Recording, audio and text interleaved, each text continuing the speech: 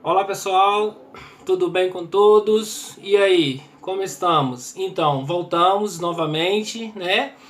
Agora com uma outra disciplina, né? Até o Flávio havia postado uma mensagem no grupo falando da disciplina que nós vamos trabalhar durante esse mês de agosto, que é a neuropsiquiatria, né?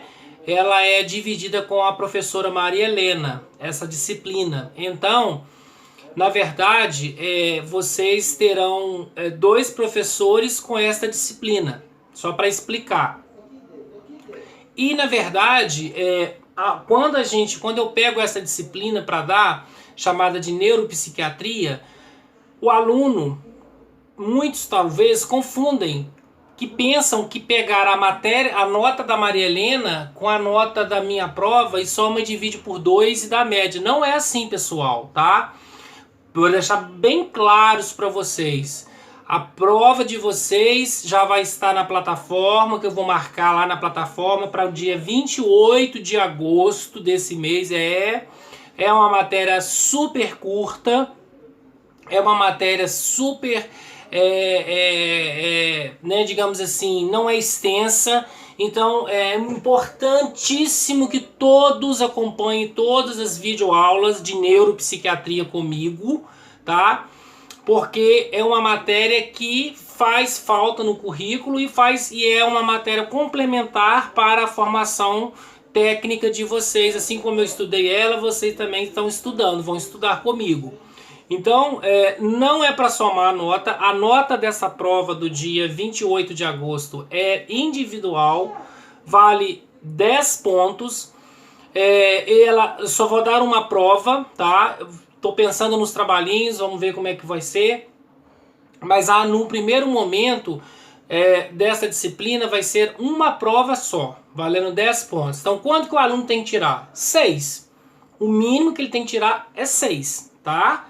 Então, hoje a gente inicia a disciplina. Eu quero que vocês peguem lá na página, procurem na apostila, no material didático, na página onde começa a falar na página 30, doença vascular cerebral.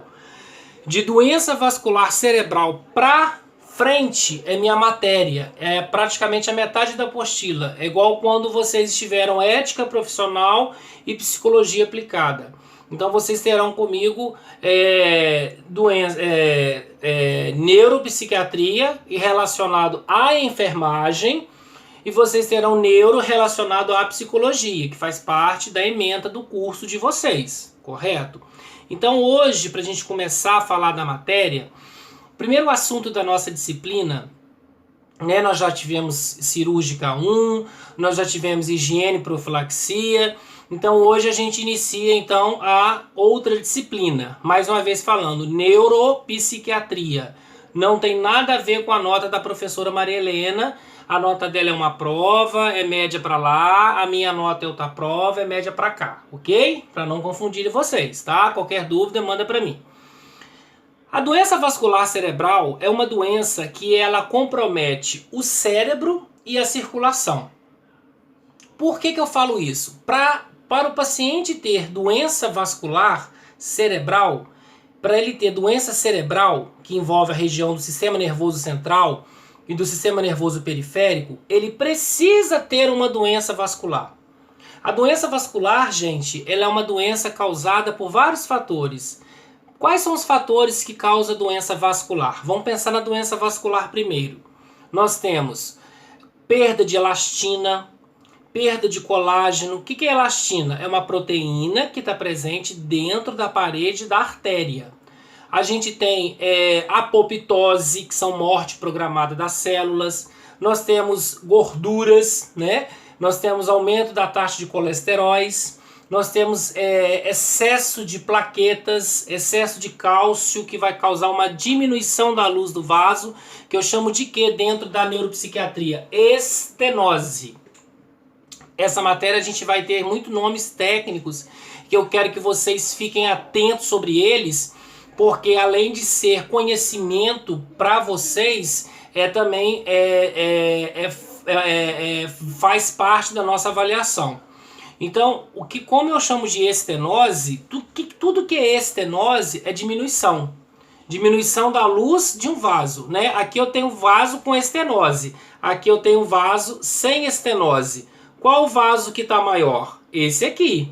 Esse vaso está menor. Qual vaso que está menor? Esse aqui. Então, na verdade, esse aqui, o sangue, ele está passando com facilidade. E esse vaso aqui, essa artéria, que está com uma estenose, o sangue, ele quer entrar e não consegue. Aí o paciente tem uma doença vascular. Por quê? Por causa da obstrução. Outro exemplo, não sei se eu já mostrei para vocês em outra disciplina, é o quê? É isso aqui, ó. Pra gente deixar, para ficar mais didático. Aqui é uma placa de gordura, tá? Para vocês perceberem. Aqui é uma placa de gordura, né? Essa placa de gordura, ela é chamada de placa de ateroma. Essa placa de ateroma, ela é formada, né, há 20, 30, 40 anos no organismo, nas artérias dos pacientes. Isso aqui, gente, se não tirar essa placa, isso pode ir para o coração, fazendo o quê? Infarto agudo do miocárdio. Pode ir para o pulmão, dependendo da localidade dela, fazendo o quê? Embolia pulmonar. Ou se ela se deslocar de onde ela estiver, ela vai para o cérebro, fazendo o quê? AVE, que é o derrame que a gente fala, que é o acidente vascular encefálico. Professor, e onde a gente encontra essa placa? Essa placa de gordura, que a gente chama de ateroma, que é formada por excesso de gordura no organismo, estenose, perda de colágeno, perda de elastina, aumento do colesterol, a gente encontra ela nas carótidas. Eu tenho carótida direita, eu tenho carótida esquerda. Então, essa placa aqui que vocês estão visualizando comigo é uma placa de gordura.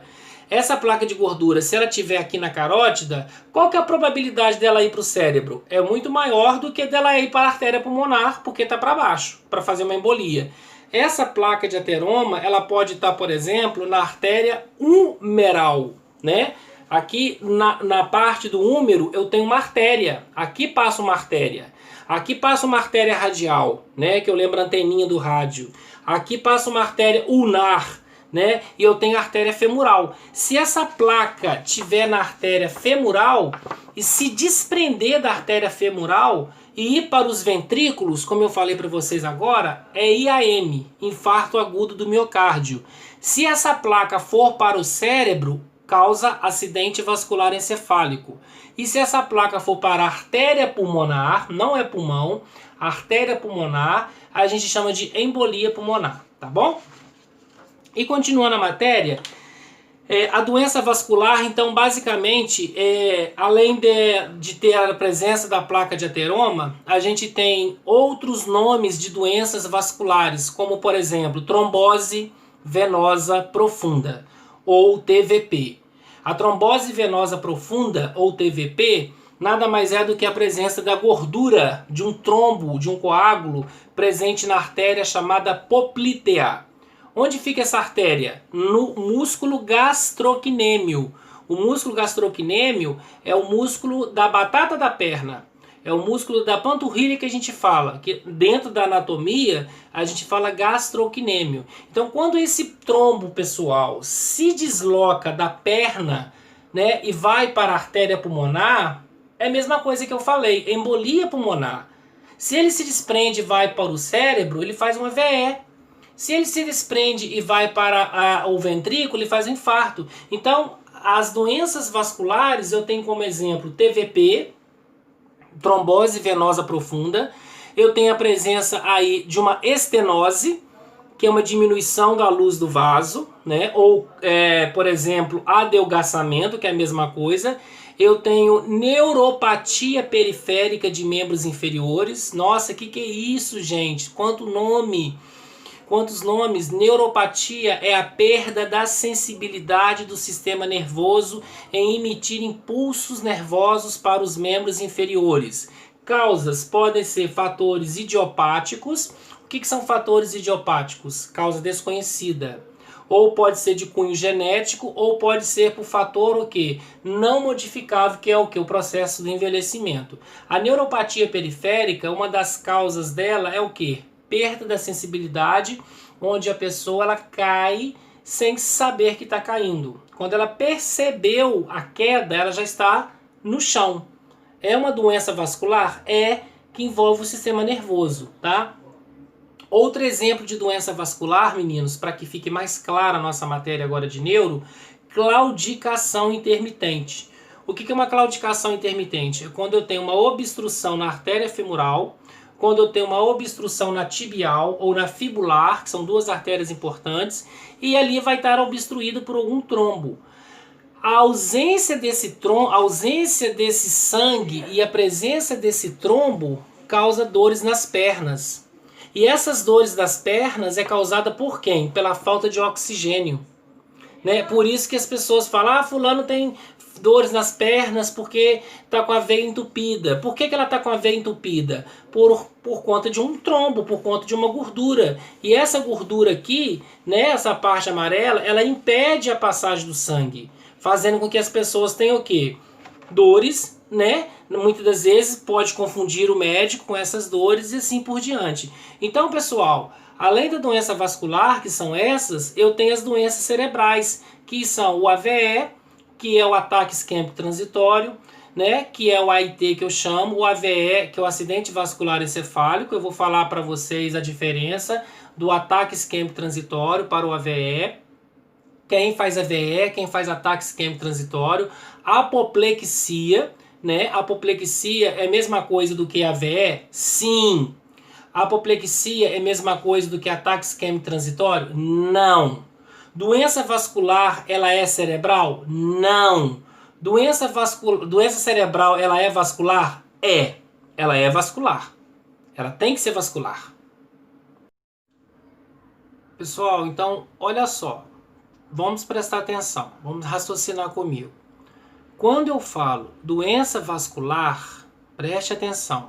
Quando eu falo doença vascular, eu falo da região da circulação sanguínea, onde a nossa circulação, seja pequena ou seja grande, vocês viram isso lá em anatomia, ela pode estar obstruída por uma gordura.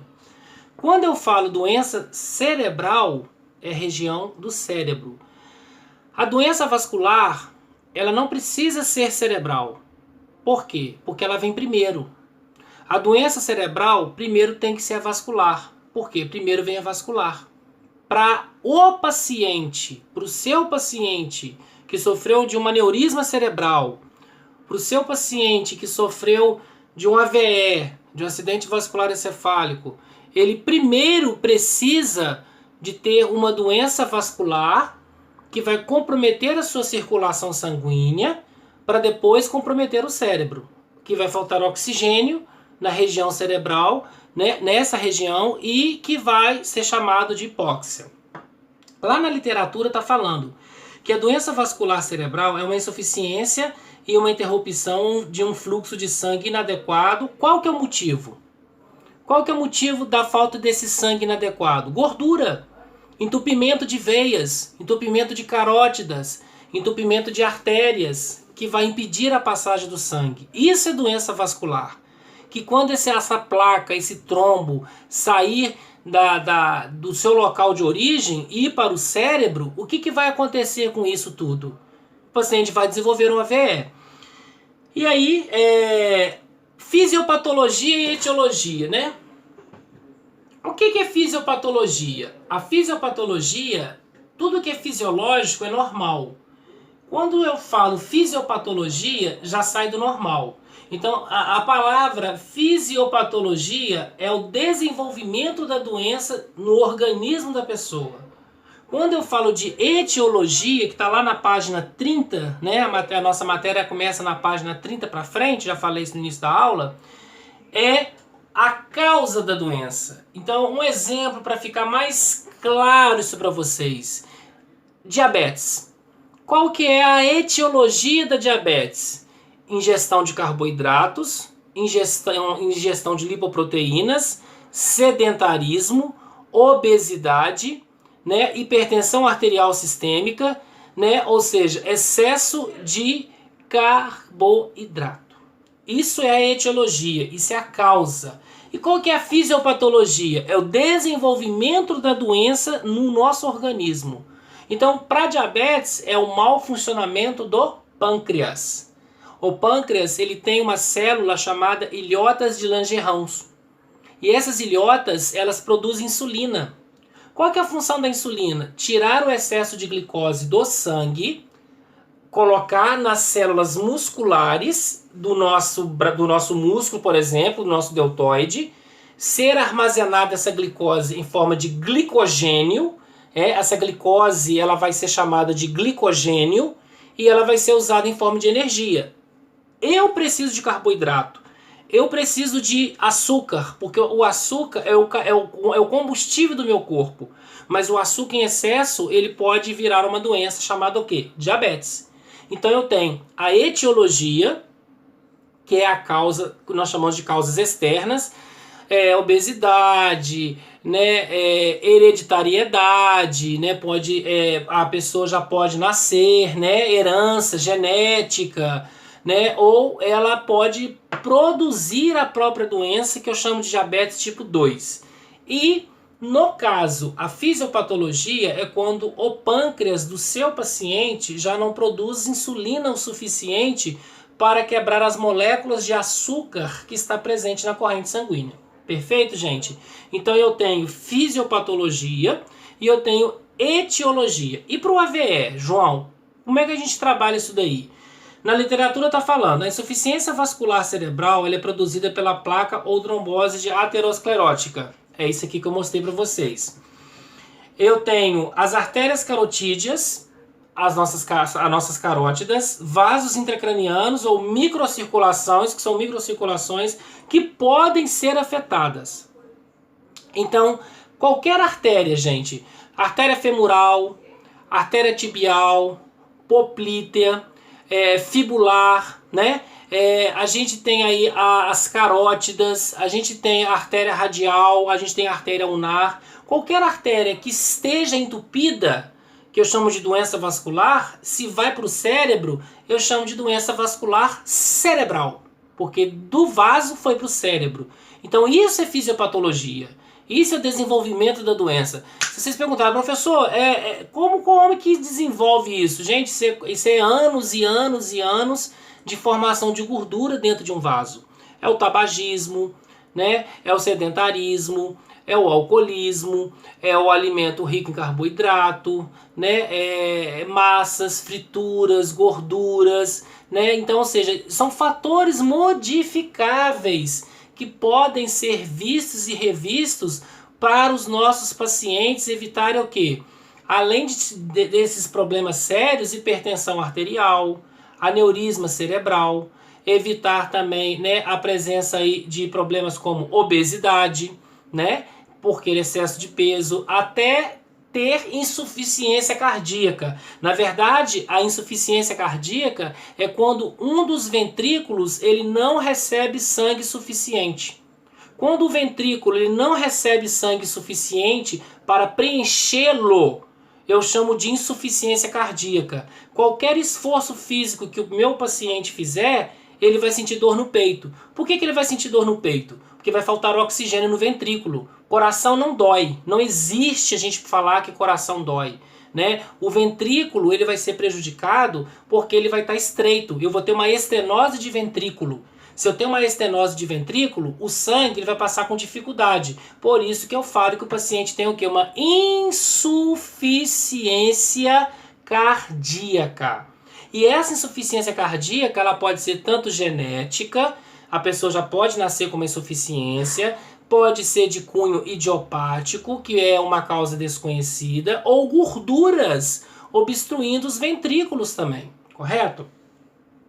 Virando aí a nossa apostila, eu quero que vocês peguem na página 31, né? Lá em cima, gente, quando fala na literatura que o acontecimento pode ser classificado como ataque isquêmico transitório. Todos sintomas que lembra o AVE e que ele vai até 96 horas, consertem na apostila que tem até 24 horas, mas não é até 24 horas, a literatura é clara. O autor fala que todo ataque isquêmico, toda doença que tem manifestações clínicas que lembra o AVE e perduram em até 96 horas e melhora com medicação, o paciente melhora com medicação, eu chamo de quê, João? Ataque isquêmico transitório. Quando ultrapassa preste atenção nisso, hein? Quando ultrapassa as 96 horas, o paciente tem hemiplegia, o paciente tem disfagia, o paciente tem amaurose fugaz. O que é uma amaurose fugaz? Cegueira. O paciente tem uma afonia. O que é uma afonia, João? Dificuldade para falar. O paciente tem uma bradicinesia. O que é uma bradicinesia, professor? Lentificação dos movimentos. Isso tudo é causado por um ataque isquêmico transitório, que é uma doença vascular cerebral que perdura em até 96 horas, melhora com medicamento, o paciente vai embora para casa e é acompanhado pelo neurologista, né, dentro dos ambulatórios. E quando é consumado mesmo o AVE, que é uma coisa que o paciente vai ter, que é uma doença irreversível e é uma doença persistente, ele vai ter sequelas. Né, dificuldade na fala, como eu falei, dificuldade para enxergar, dificuldade para pegar, por exemplo, ele pode ter uma astenia muscular, são nomes que vocês terão que saber. Vocês terão que saber? Sim, porque isso é questão de prova. Astenia muscular, o que é uma astenia muscular? Flacidez, não consegue pegar um copo, não consegue pegar uma colher, não consegue pegar uma escova de dente, então aquele braço está negligenciado. Aquele braço está congelado porque ele fez o que? Um AVE. Se ele melhorou com a medicação, não é AVE, é ataque isquêmico transitório, tá?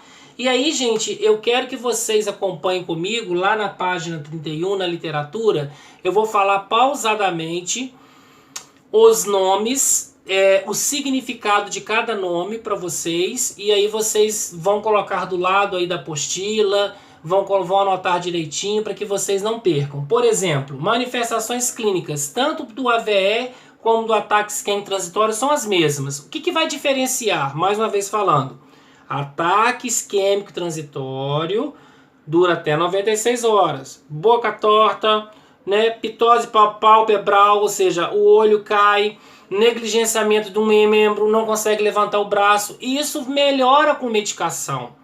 O paciente passa pelo pronto-socorro, pede uma tomografia computadorizada, pede uma ressonância magnética, pede o parecer do neurologista e ele vai falar com a família, olha, ele não fez um AVE, ele fez um ataque isquêmico transitório. Aí libera, né, e ele tem que ser acompanhado depois pelo neurologista. E as manifestações clínicas, por exemplo, nós temos aí amaurose fugaz. O que é a amaurose fugaz? Lá na literatura está falando que é cegueira. Depois nós temos hemianopsia. O que é hemianopsia? Perda parcial da visão. Depois nós temos astenia. O que é uma astenia? Fraqueza muscular. Depois nós temos entorpecimento e parestesias, que são o quê? Dormências. Dormências nos braços, dormências nas pernas, formigamento, que eu chamo de entorpecimento. Nós temos afasia, dificuldade na fala. Eu falo para o meu paciente assim, Sou João, fala para mim a palavra abacaxi. Aí ele vira para você e fala, abacaxi. Quer dizer, ele tem uma dificuldade na fala por causa do AVE, por causa do acidente vascular encefálico. Dona Maria, fala melão. Melão! Quer dizer, ela não consegue falar corretamente, porque ela tem uma afasia, ela tem uma dificuldade na fala, que está lá na literatura. Disartria, distúrbio da fala, não consegue conjugar as palavras corretamente.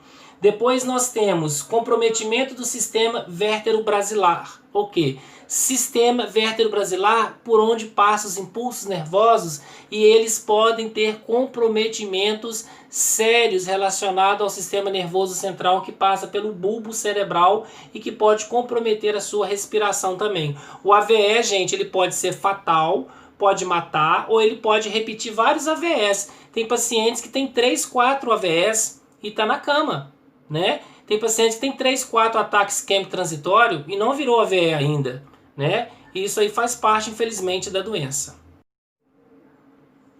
Pessoal, olha só. Eu sei que é muita informação, né?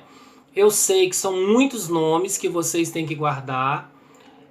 A nossa prova é dia 28 de agosto, é uma prova só. Se vocês não acompanharam as nossas videoaulas, se vocês não fazerem perguntas para mim nas dúvidas que vocês tiverem, muitas das vezes terão dificuldades. Então não fique com dúvidas. Qualquer dúvida que vocês tiverem, mande para mim, tá? O que eu acabei de falar agora são os sintomas de uma pessoa que faz acidente vascular encefálico ou de uma pessoa que faz ataque isquêmico transitório. Eu já falei a diferença de um e de outro, tá? Vocês têm que estar guardando isso daí.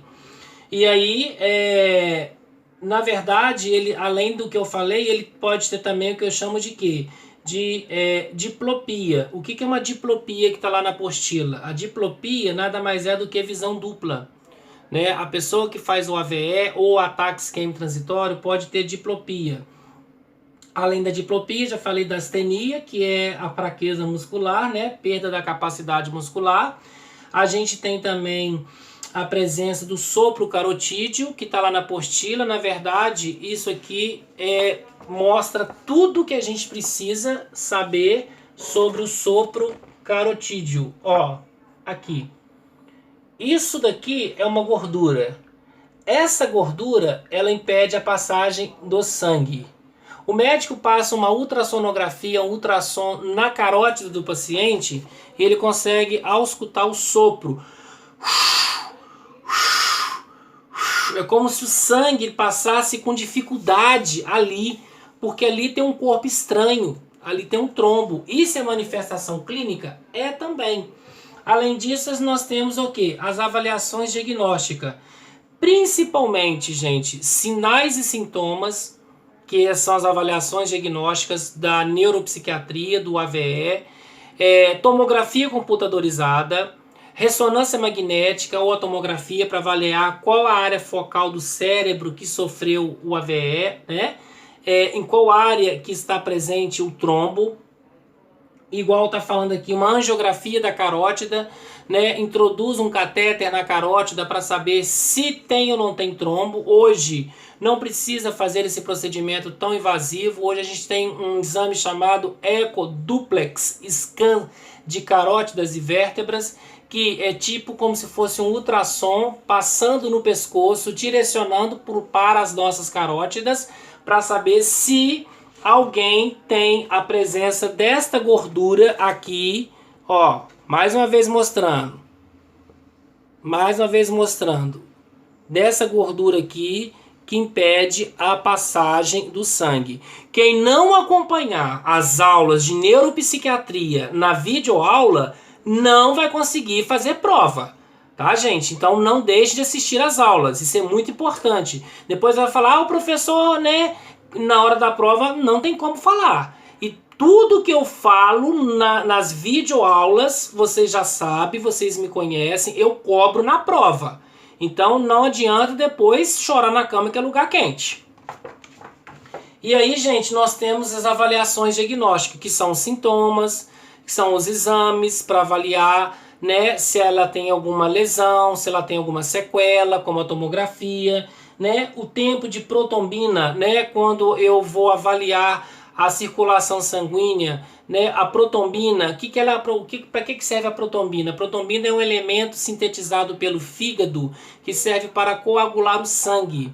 O excesso de protombina no sangue faz com que o sangue fique mais denso. A gente não fala na sociedade sangue grosso, sangue ralo. O fulano usa S, porque ele para ralear o sangue. Na verdade, o ácido acetil salicílico, que é um antiagregante plaquetário, assim como o xarelto, assim como o marevan, assim como a varfarina, são antiagregantes plaquetários que vão diminuir a taxa de plaquetas quando a pessoa ela tem uma predisposição a ter o desenvolvimento de plaquetocitose. O que é isso, João? Aumento do número de plaqueta.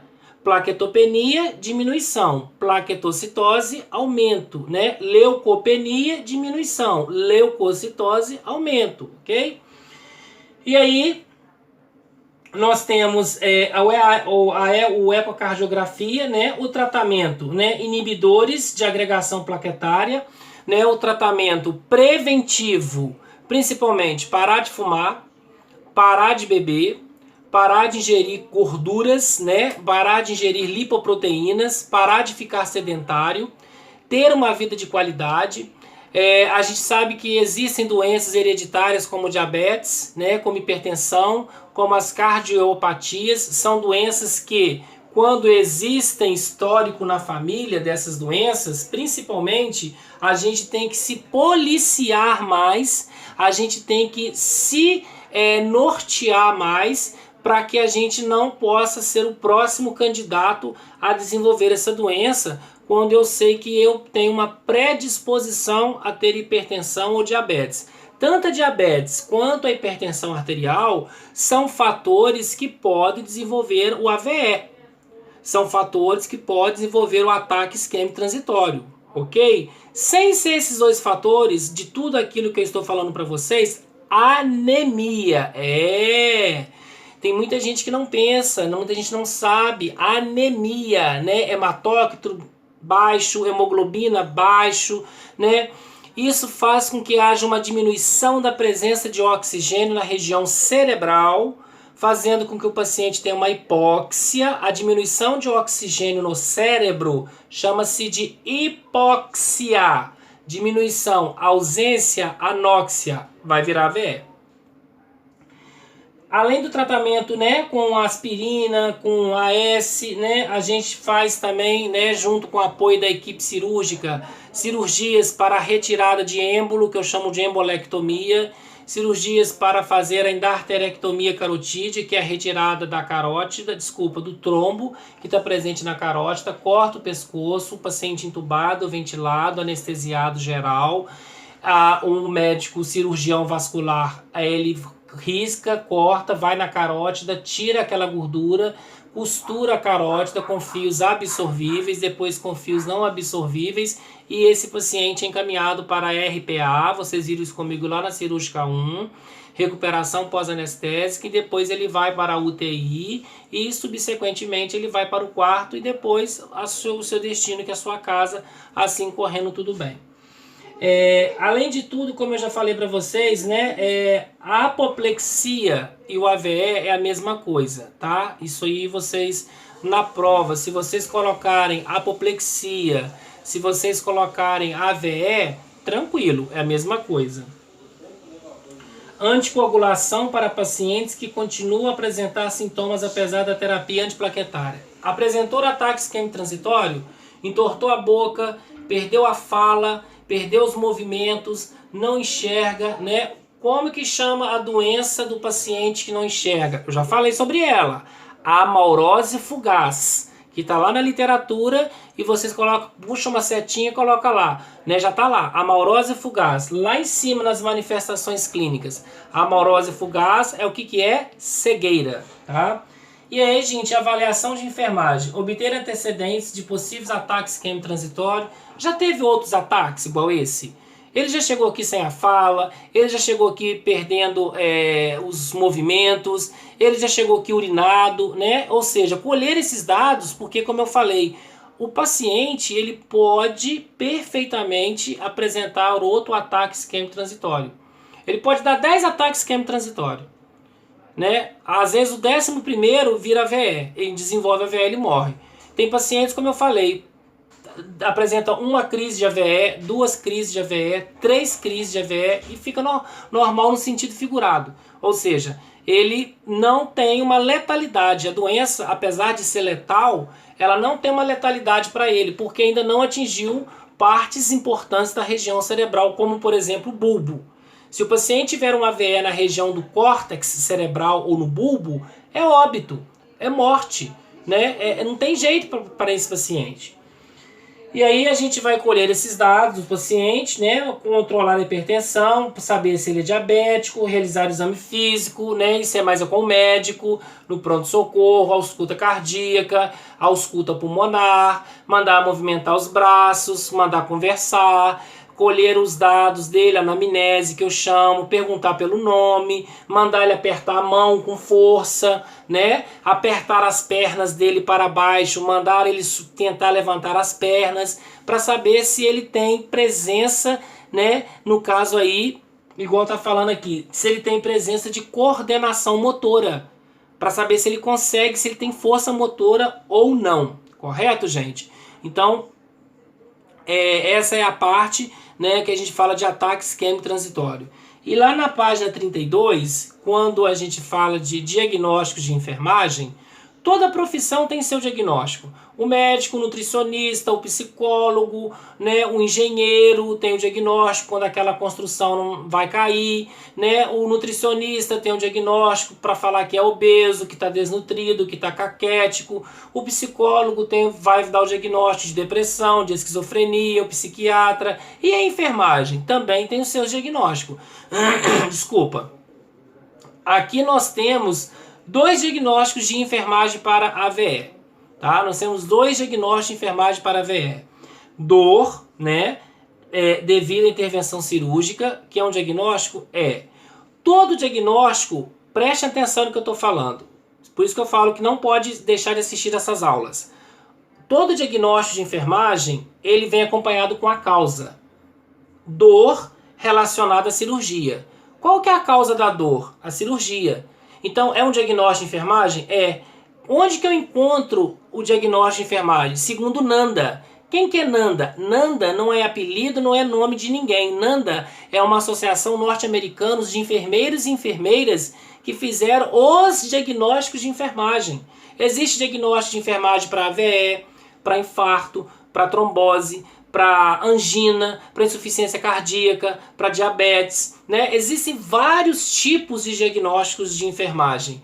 Os nossos diagnósticos de enfermagem, posso dizer ainda mais um pouco sobre eles, são parecidos com o diagnóstico médico. Por exemplo, o médico fala de dispneia, que é o quê? Uma sensação da falta de ar. Como é que eu posso traduzir isso para o diagnóstico de enfermagem? Cliente apresenta trocas gasosas ineficazes, relacionada a quê? A uma doença como bronquite, né? E assim sucessivamente. Então, eu apenas vou trocar a palavra técnica pelo diagnóstico de enfermagem para eu fazer isso aí de uma forma mais completa. Tá na apostila, gente, eu tenho que falar, eu tenho que cobrar de vocês. Claro que isso no dia a dia vocês não precisam preocupar teoricamente com isso, mas vocês precisam saber que existe também os diagnósticos de enfermagem, ok? Pessoal, então, olha só, diagnóstico de enfermagem, mais uma vez falando, eu falo das alterações que o paciente tem. Por exemplo, o paciente está ictérico. O que é um paciente ictérico? Um paciente que está pálido, um paciente que está hipocorado, né? Está com suas mucosas hipocoradas. O ictérico é o diagnóstico médico. Como é que eu posso traduzir isso para o diagnóstico de enfermagem? Coloração alterada relacionada a um processo de alguma patologia, como por exemplo uma hepatite. Eu não falei que ele está ictérico, eu falei que ele está com uma coloração alterada. Quer ver outro exemplo para ficar melhor para vocês entenderem? Diabetes. A diabetes é um diagnóstico do médico. Como é que eu poderia trazer esse diagnóstico, transformar esse diagnóstico para o lado da enfermagem, se a gente fosse pedir isso em prova? Alteração da glicose. Eu falei que ele é diabético? Não. Eu falei que ele está com uma alteração da glicose. Relacionada ao quê? Algum problema. Preste atenção, todo diagnóstico de enfermagem, ele tem a sua causa. Aqui tem 2, durante a apostila tem mais diagnósticos de enfermagem, para vocês estarem pesquisando e também treinando com relação aos diagnósticos de Nanda. Qualquer dúvida que vocês estiverem na matéria, eu sei que é uma matéria mais tensa, né, com muitos nomes, né? Eu já falei que a prova é dia 28 de agosto. Vocês vão fazer perguntas para mim, tá? Vão mandar para mim perguntas, tá? Qualquer dúvida que vocês tiverem. O que eu não quero é que vocês percam as minhas aulas, porque isso vai ser muito importante, tanto na vida, né, profissional de vocês, quanto na vida, né, do dia a dia. Hoje vocês já sabem o que é um AVE. Hoje vocês já sabem o que é um diagnóstico de enfermagem. Hoje vocês já sabem o que é uma doença vascular cerebral. Hoje vocês já sabem como que produz, como que forma uma placa de gordura que impede literalmente o quê? A passagem do sangue. O sangue que ele passa com muita dificuldade, aqui ele já não passa. A barreira aqui ele volta, né? Ou seja, ele volta rico em gás carbônico, tá? E ainda, gente, continuando na página 32 da nossa literatura, melhorando a perfusão cerebral. O que é perfusão cerebral? A palavra perfusão significa presença de oxigênio no cérebro. Todas as vezes que vocês lerem, que vocês ouvirem, que vocês escreverem a palavra perfusão cerebral, significa presença de oxigênio no cérebro. E é um diagnóstico de enfermagem, professor? Sim. Por que é um diagnóstico de enfermagem? Porque a perfusão está alterada. O que está alterada? O oxigênio. E o que está falando na literatura? Ensinar o paciente sinais e sintomas de ataques quimio-transitórios, principalmente quando eles vão para casa. Porque o ataque, ele apresenta a crise convulsiva, ele para de falar, ele para de andar, ele começa a ter uma cialorreia. O que é cialorreia, professor? Excesso de saliva, ele pode babar. E aí, do nada, ele começa a apresentar esses sintomas. Isso é chamado de ataque isquêmico-transitório. Ensinar ele quando apresentar esses sintomas, se for uma pessoa lúcida, orientada no tempo e no espaço, para que a gente fique antenado e tome as devidas providências o mais rápido possível, né? E lá na literatura está falando aliviando a dor, fornecendo cuidados após endarterectomia carotídea. O que é isso, professor? Endarterectomia carotídea. Nós vimos isso lá em cirúrgica 1. Toda palavra terminada em ectomia significa retirada. Toda palavra terminada em ectomia significa retirada. Então, lá quem faz endarterectomia, porque retira a placa de quê? De ateroma.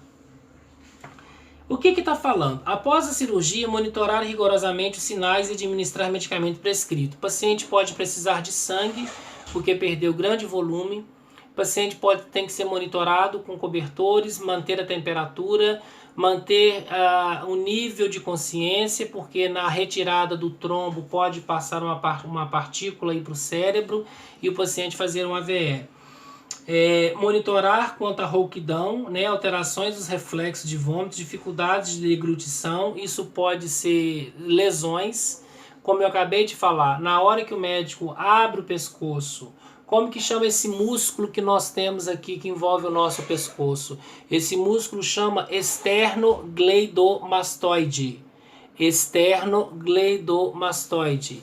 Ele corta, né? Ele faz aqui uma abertura, né, dentro desse músculo e ele abre até na carótida para tirar a gordura que impede o sangue de passar. Então, na retirada desse trombo, na retirada dessa gordura, acidentalmente, porque ele não quer que isso aconteça, lógico, um fragmento da gordura vai para o cérebro. O paciente não está conversando, o paciente não está apertando a minha mão, o paciente não abre o olho, tem alguma coisa de errado acontecendo com esse paciente. A gente tem que relatar em livro, relatar na ocorrência, evoluir esse paciente, comunicar para o enfermeiro, comunicar com o médico que após a cirurgia ele não está bem. Evidentemente que a família, ela é, tanto a família quanto a própria pessoa, eles são o que? Orientados a saberem que pode ter os riscos e benefícios da cirurgia. Igual a gente viu lá na cirúrgica 1. Observar rigorosamente a área cirúrgica, né, quanto ao edema. Toda cirurgia pode apresentar edema. O edema ele tem que sumir com o tempo, né? Agora, quando o edema apresenta sinais flogísticos, o que são sinais flogísticos? Dor, rubor, calor e edema. Sinais flogísticos: dor, rubor, calor e edema. Esses sinais flogísticos são sinais de infecção. Tá doendo, tá inchado, tá vermelho, né? Ou seja, e tá o quê? Quente, epidermiado, dor, calor, rubor e edema. São sinais flogísticos. Pode ter o quê? Uma coleção de pus por um curativo mal realizado, por uma gase contaminada, por uma porta de entrada de micro-organismo, porque o dreno não foi fechado totalmente com a sutura. Tudo isso pode acontecer. Medicar a dor e evitar agitação ou alterações súbitas. Dificilmente, a não ser que seja um paciente que tenha doenças autoimunodegenerativas, Parkinson, Alzheimer, né? Principalmente Alzheimer, né? Uma pessoa de 65, 70 anos que tem um Alzheimer e descobriu que tem uma placa de ateroma e a família autoriza a fazer a cirurgia, ele tá uma pessoa descompensada neurologicamente falando. Então aí a gente vai ter que conter essa pessoa, a gente vai ter que manter essa pessoa confortável, segura, para evitar risco, né, da própria queda, para não talvez aí evoluir para quê? Para um TCE ou para um abaulamento da calota craniana, o traumatismo crânioencefálico. O paciente caiu do leito, a responsabilidade é de quem? É da enfermagem.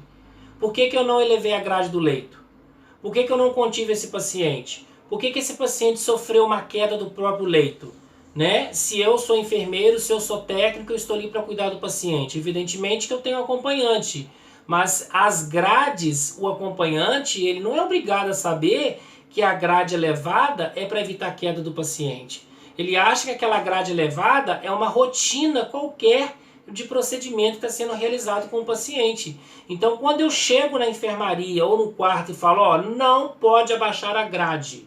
Se abaixar a grade, é risco de queda do paciente. Então, isso é um cuidado de quem? Da enfermagem. Se essa grade ela não é levantada pela enfermagem e esse paciente agitado, depois de uma cirurgia, sofre uma queda do leito, a responsabilidade é totalmente da enfermagem.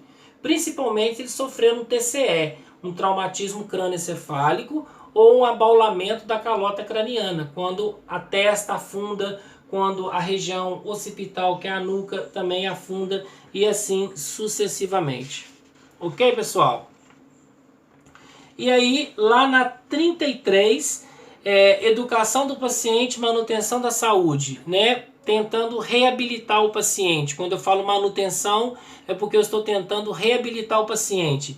Estimular o paciente recebendo medicações, né? Como eu falei, AS, Marevan, aspirina, medicamentos via orais para melhorar a circulação sanguínea, para evitar a presença de coágulo desse paciente.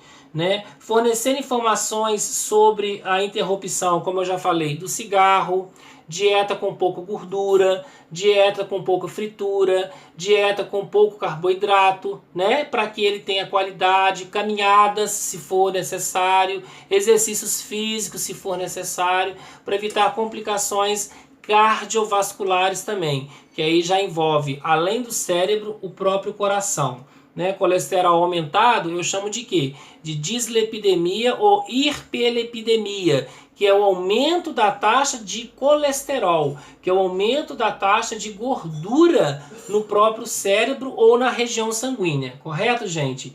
E aí, na questão da avaliação, né, um paciente aí com quadro de ataque isquêmico transitório, ele pode estar em alerta sem deficiências neurológicas, o paciente pode estar tranquilo, não está apresentando nenhum sinal e sintomas, não está apresentando nenhuma queixa, respirando ao ar livre, sinais vitais estáveis, respondendo aos comandos de enfermagem, paciente tranquilo, ele é medicado, ele é liberado, ele vai embora para casa. Agora, quando ele sofre um AVE, que é um sintomas que permanece por mais de 96 horas, eu chamo de doença neurológica permanente.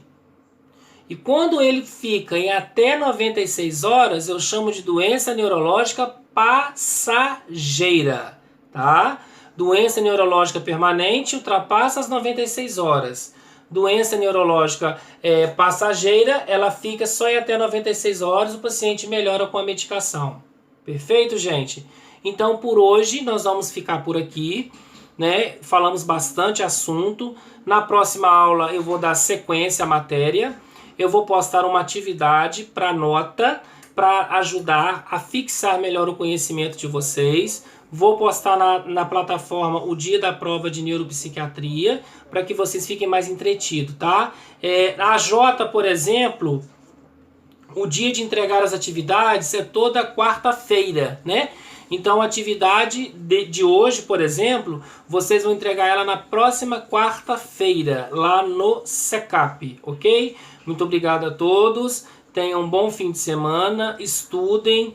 Dúvidas que vocês tiverem com relação à matéria de neuro, que eu sei que é uma matéria bem mais complexa, não é fácil, mas a gente vai vencer juntos. Mandem para mim, tá, pessoal? Qualquer dúvida que vocês tiverem, e aí a gente vai vencer junto mais essa etapa. Um forte abraço para vocês e fiquemos todos com Deus. Tudo de bom para todos nós.